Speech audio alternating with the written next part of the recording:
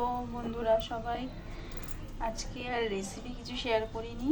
আজকে শুধু আমার দুপুরের লাঞ্চটা শেয়ার করছি তোমাদের সাথে। এই দেখো, এটা হচ্ছে গরম গরম ধোয়া ওঠা ভাত, ধোয়া উঠছে বুঝতে পারছো। তার সাথে সেরকম কিছুই নয়, একটু আলু উচ্ছে ভাজা অল্প করে।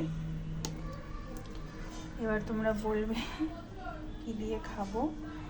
এই হচ্ছে উচ্ছের ডাল, উচ্ছে ভাজা আবার উচ্ছের ডাল একটু বেশি করেই করেছি, আমি আবার অল্প করতে পারি না। আমি আজকে খাবো, থাকলে আবার কালকে খেয়ে নেবো, অসুবিধা নেই। এ দেখো উচ্ছে দিয়ে একটু আদা পাঁচফোড়ন সম্বার দিয়ে তেজপাতা দিয়ে ডাল করেছি। আর করেছি এই দেখো আলু দিয়ে পটল দিয়ে সয়াবিন দিয়ে একটা তরকারি দেখাচ্ছি।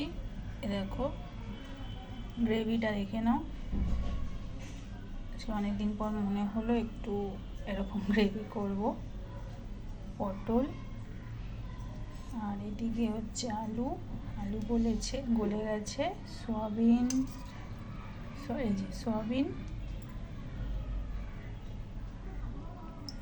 এই হচ্ছে, আর শসা আছে, এটা রাখা আছে।